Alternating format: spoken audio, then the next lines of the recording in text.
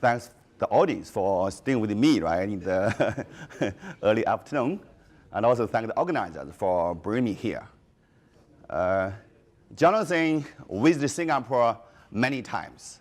So I thought it would be a good time for me to pay back by visiting the campus. In particular, I have left Singapore last year by joining Hong Kong Polytechnic University. Now, this is joint work with my long-term collaborator, Professor Kim Chuan-Tao, who gave a talk on Monday. And Xu Dongli is the postdoc currently at Princeton University, sitting over there. He was sleeping 10 minutes ago.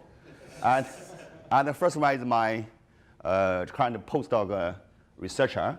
So in this talk, twofold purposes. Number one, I'm trying to show that why ADMM converges very slowly.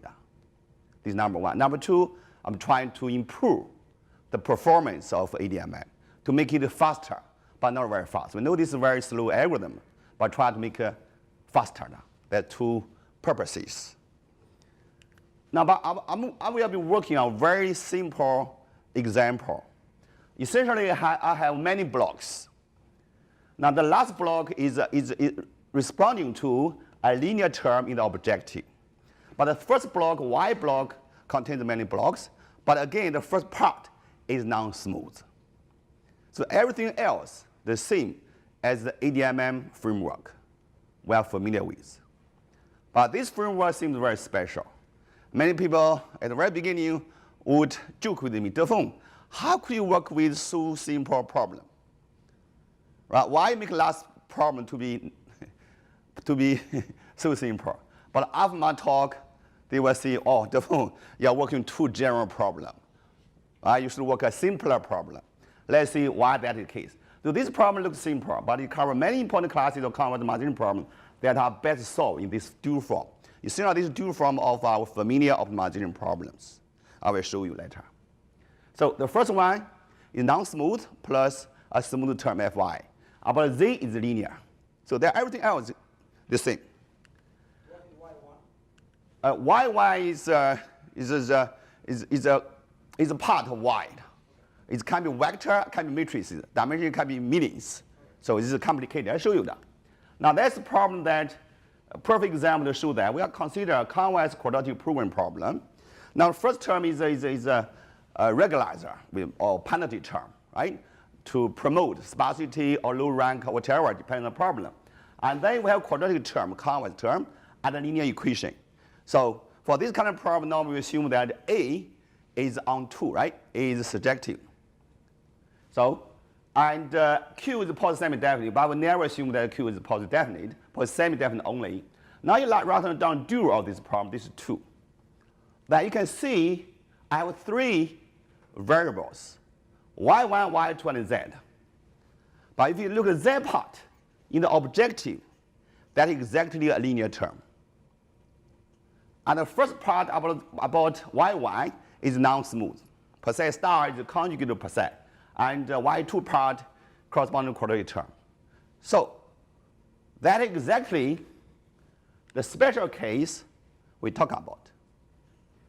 And convex composite quadratic programming is a very general model already. Particularly if a linear equation plus is a non-smooth objective function. Essentially, you can model all your familiar convex optimization problems. I could put convex inequality constraints by converting into equation plus single order Krohn constraints.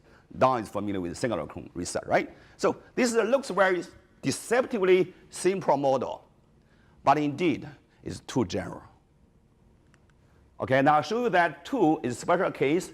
So many problems are subsumed under convex composite quadratic program model, and more important problems of convex quadratic programming, convex quadratic semi-definite programming, they are all special cases of this model if you look at the dual. Why we look at the dual? Because if you look at the dual problem, it can be solved more efficiently than the primary problem. Sometimes with a factor of 2 or 3. But ADM is still very slow, you know. But if we have a factor of 2 or 3, it's better than nothing now. So this problem is very general indeed. Now, convex quadratic semi-definite program, my favorite boy. I'm trying to solve this convex quadratic program problem. You have a quadratic function, you have an equation, and you have inequality, and X should be positive semi-definite. Now, of course, this problem is just a special case of 1. If you look at the dual problem. As I mentioned that, why we look at the dual? Because it's more efficient than solving the primal. Why is it more efficient for solving the dual? Well, numerical experiment tells us. So we can solve this convex quadratic SDP problem. Now, why we look at the ADMM method? This one software we just developed with Xudong Li over there is the first stage of the software is QSDP. Now, QSDP, Newton augmented Lagrange method, is in short, is now. Now, actually, we use ADMM as the initial stage to get a starting point to warm up the signal order stage of the algorithm. Now, this people talk about the Lasso problem. Now, we can even think about the constraint Lasso problem. Now, you have equation constraint and inequality constraint. Many of the Lasso problems, you don't have constraints, but some problems you do, right? Now, if you look at the problem 3, now that is exactly the special case of 1, right? If you introduce like variables, you get this point. So if you are convinced with me that model 1 is too general, then I will be fine. Then we can continue. So this problem 3, if you look at the dual, is special case of 1. So now we can focus on this problem. So you will feel better, right? If I tell you that this model is very general instead of too special. Now, the first part about y, P of y1 is non-smooth, not like a regularizer, and fy is a smooth function plus a linear term. And the constraint, you have 2 terms y and z. Now then we know that the ADMM is coming from augmented Lagrange method. But if I ask you the question, who invented the augmented Lagrange function itself, not the method? Perhaps some of you do not know, but the old guys like Don know that, right? Maybe this is Solo. Before my time. Yeah, because Solo and Arrow, they developed the augmented Lagrange function.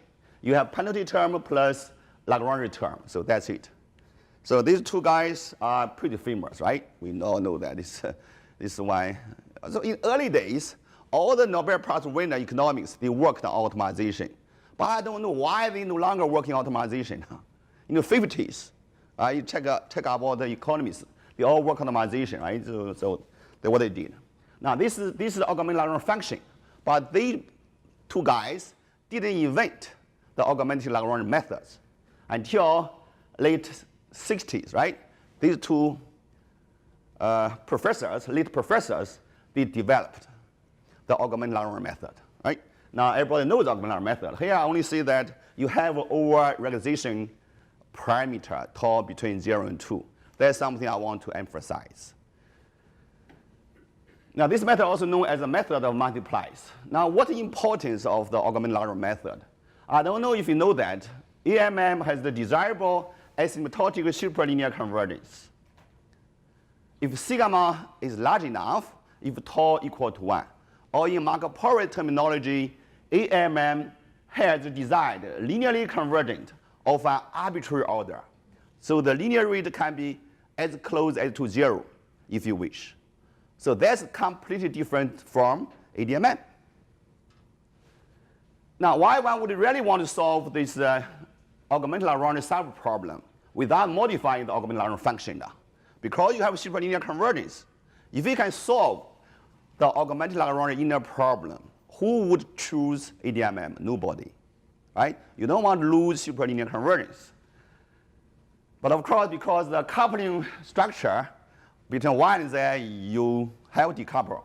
So in practice, unless the AMM subproblem can be solved efficiently, but some problems can be solved efficiently. I will talk about it in Bordeaux. But today, I will focus on the cases that the subproblem cannot be solved efficiently. one would generally want to replace the augmented Lagrange function or subproblem with the easier to solve surrogate by modifying the augmented Lagrange function to decouple the minimization with respect to y and z, because my function is still nonlinear, it's not quadratic. And it's especially desirable during the initial stage of the augmented Lagrange method when the local superlinear convergence phase of ADMM has yet to kick in. So what it means, so at this initial stage, you want to use ADMM to solve the problem, get a starting point. But the final stage, you still want to use the superlinear convergence of augmented Lagrange method. I talk to many young people, they don't know the paper of Marco Powell in 1969. Very ingenious proof on the superlinear convergence of ADMM. But some other people, Don may know that, right? It's a superlinear convergence of ADMM. So we have lost in many literature about the desirable property of ADMM. They just say ADMM is kind of gradient ascent method, and so is the first order method. That is completely false. ADMM is a second order method. So because we cannot solve some problems efficiently, we have no choice but to solve it inexactly, right? So let's come to the play of Terry Rockefeller. I just sent him the slide because he couldn't be here. He introduced not only augmented Lagrange method, but augmented Lagrange plus a quadratic proximal term. It's called proximal augmented Lagrange method. Now the proximal term added actually is very special. This is a quadratic term. The quadratic term is D is a positive definite, which is sigma inverse multiply identity matrix. When sigma goes to infinity, D will go to 0.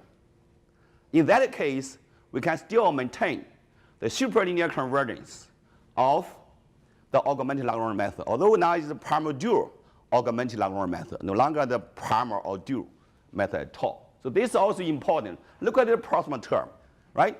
Now this proximal term is different to the proximal term I will talk about ADMM. This proximal term will go to 0.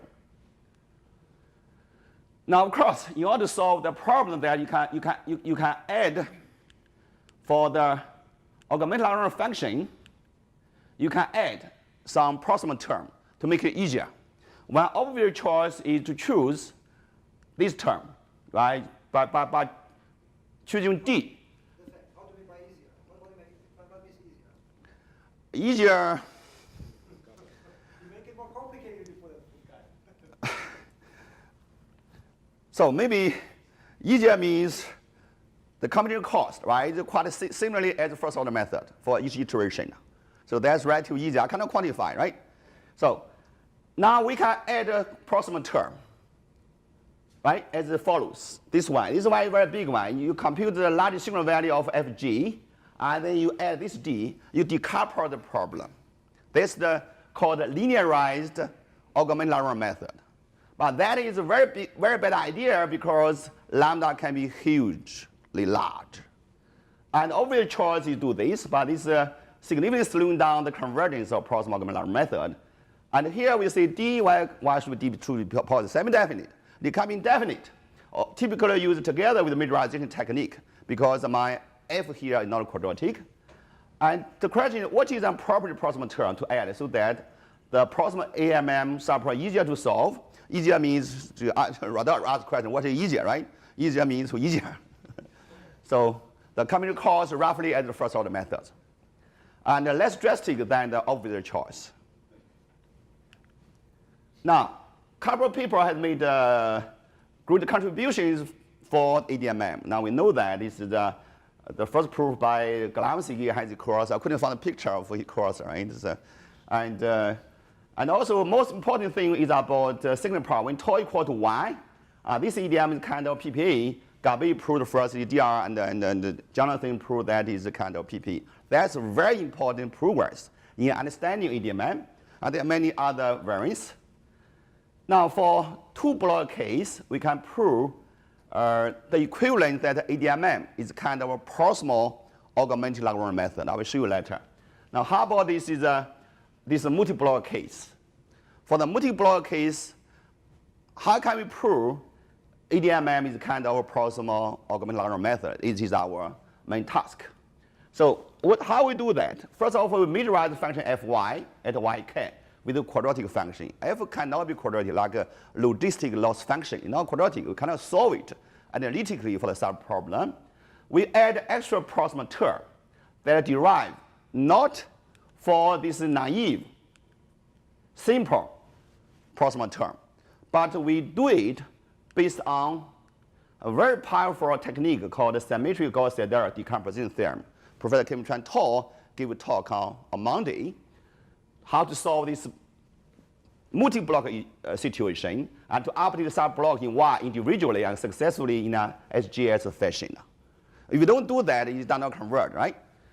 And the resulting algorithm is block SGS decomposition based inexact majorized multi-block indefinite proximal ADMM. It's very long, but with tau between 0 and 2, which is equivalent to an inexact majorized proximal ALM. That's what we want to prove.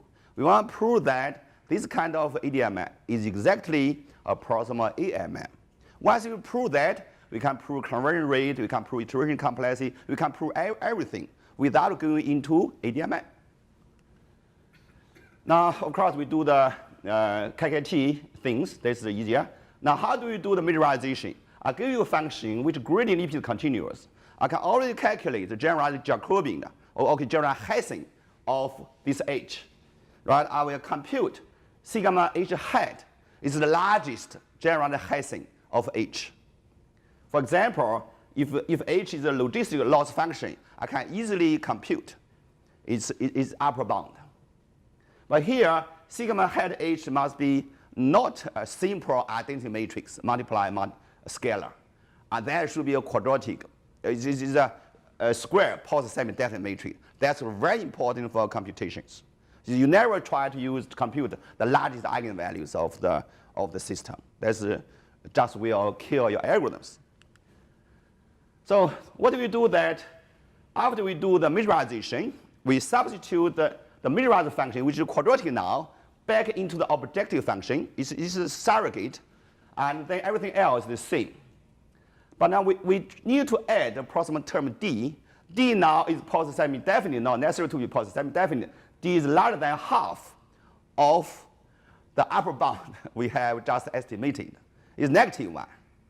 But still, we need 4 to be satisfied. So D cannot be too indefinite. So why you want to make it indefinite? You want to make it more efficient. Now, many people say, well, this should be post-semi-definite. Does not make sense to be indefinite. But sometimes it can improve the performance by 70%. So D not necessary to be post-semi-definite. And then the algorithm is very simple. We just add this proximal term to the majorized objective function, and we solve it. Then we update with tau between 0 and 2. If we assume that 4 holds, right, it's easy to be satisfied, and then we have convergence. This is totally purely proximal augmented Lagrange method. Now, the only detail is about D. Because I have a multi-block. Why is multi-block? How do we solve multi-block problems? I cannot use the Gauss-Seidel iteration like what you would prefer that for ADMM, 1, 2, 3, 4. They do not converge and not efficient. So what do? We try to use the symmetric Gauss-Seidel iteration. Looks like a Schur complement stuff, just like last speaker mentioned that. So actually this kind of part has been talked about Professor To, so I can easily escape. So what do we do here as follows. We do a backward Gaussian Seidel iteration, start from last, S to 2. Everything else is the same as the ADMM. But we add proximal term SI. SI can be 0. They don't worry about that part. And then we do from 1 to S, again, the Gauss-Seidel iteration. This is called a forward sweep. So this altogether, we have this symmetric Gauss-Seidel iteration. So after we do that, doesn't matter how many blocks we have. Remember that only first block is non-smooth. For Y2, YS, they are smooth terms. You do this, and for last part, you just up to Z as normally what you do.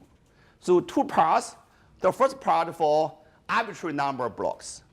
The second part is 1 block, linear term, and tau between 0 and 2. So this looks like ADMM, right? Symmetric Gauss-Seidel based ADMM.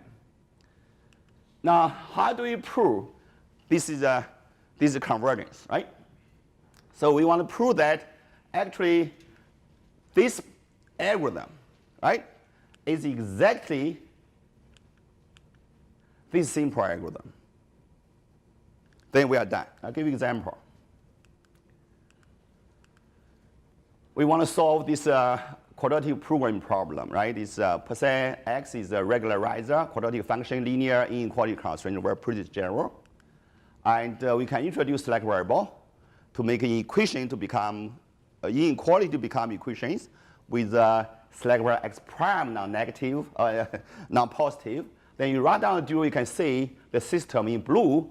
Actually, you have 3 parts. Y part is corresponding to py. Actually can be solved in one shot because it's simple non-smooth functions. Y prime can be separated into many blocks as you wish. But Z part now I treat as one part. But Z part actually for applications, many situations, that's the single most difficult part. It's a large, huge amount of unknowns you need to solve. So that's the kind of problem we want to solve. How do we solve them? We still use this SGS, semi-Gaussian trick we have introduced last time.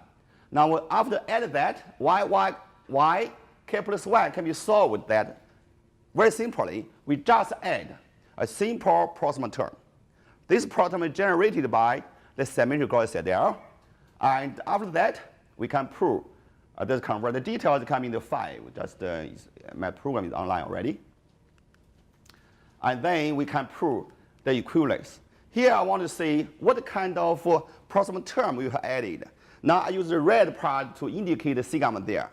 Now in Terry Rockefeller's proximal ALM, the proximal term will go to 0 if sigma goes to infinity. But here, the proximal term will go to infinity if sigma goes to infinity. So the proximal term we have added is very big. That means we will lose the superlinear property, convergent property of ALM. That's why ADMM is very slow. So we have proved that. Now this T is given. So T can be added in the augmented Lagrange framework. But T, you never need to compute T. So this T is generated by working on this kind of block, symmetric Gaussian iteration. It's just generated automatically by this ADMM method. So this T is not what we added, right? It is just generated by the algorithm itself. So in its nature, this proximal term goes to infinity. That destroys the superlinear convergence of ALM. So the sequence of convergence, that's the easier part. And I will give you numeric examples on 2 block case. Now 2 block case, the first block is non-smooth, the second block is linear. Now think about this is a kind of dual form of linear programming, or dual form of semi-definite programming problem. Actually, there are people who have done that to prove the equivalence, even by Gabi and Michel, you prove that, and a very strong condition, strongly convex, right? And as Jonathan mentioned that this method has hibernated for 20 years, right? But actually in 2015, we proved that it's a kind of proximal AMM already. Now, we have a twofold. ADMM is among the useful first-order method for solving SDP problem. It's important to know to what extent can be numerical efficiency be improved if the equivalency proved here can be exploited. And as the upper bound of step length has been enlarged, before it's 1.618, now it can be 2, right? So whether step length that is very close to the upper bound will lead to better or worse numerical performance. We need to prove that. And we talk about SDP as an example to show what I have meant. Now, SDP actually, ADMM has not been hibernated for that long. 12 years ago, the SDP community actually have started to work on ADMM. The first by Paul and Randall. I think Renata knows them, right? And they tried, by that time, it's not called ADMM. It's called boundary point method. They were internal point method. Right now, on the boundary, it's called the boundary point method. And also by couple of people, student Joe and my student and Prog, we work on them. And also by Wen Zaiwen and Dong and Wu Tao, they worked on the ADM, using ADMM to solve SDP. So actually 12 years ago, people started working on that. You can write down the KKT, everything, and but you can choose the step length between 0 and 2, right? And we use the Dimax rule to stop the algorithm. This is a very good part, talk about this one in Dimax, right? So KKT, primary feasibility, dual feasibility, and duality gap to stop the algorithm. You don't use the difference between two consecutive iterations, which is not scientifically right. Okay, then we test the different algorithms, different tau y. People are familiar with 1.618, 1.90, 1.99, 1.99 to see what happens. So this is what happens. Yeah, this is what happens here. So let's look at the second graph. Now you will see that I did the computation for 1.618 for tau. This is the normally default value for computations. You can see ADM1 means the step length is 1. This is the pink color. This is the worst, right? It's much slower than 1.618. 1.90 is pretty good, actually. 1.99 is not that bad, but some examples is no good. 1.99, so you can see there's some example they cannot solve. So very close to 2 is no good. So you can see the upper bound is still 2. So in practice, that says you can choose 1.80. So this proves that you choose 1.618 is quite safe. And before it's not safe, because upper bound is that. You choose the upper bound, you feel uncertain about numerical performance. But this proves that you can choose 2, right? So you can choose anything between them is better. So conclusions. So a block SGL decomposition-based multi-block majorized ADMM is equivalent to an inexact proximal ALM. But this proximal ALM with a big proximal term. That explains ADMM is slow. Exact majorized indefinite proximal ADMM framework in indefinite term can improve the performance of ADMM. And the step length 2 between 0 and 2 can also improve. So altogether, you can improve 2 or 3 times already. It's not a big one, but instead of looking for a new algorithm, which you can only get a 5 or 10% improvement, here in the automatic have a factor of 2 or 3. One can achieve better numerical performance if step length is chosen larger than 1.618. More insightful theory studies are needed for better numerical performance. So the proximal ALM with a larger proximal term interpretation of the ADMM may explain why often conversion is slow after some iterations. Because slow, we need to do more works. That's the purpose of this workshop. Thank you very much.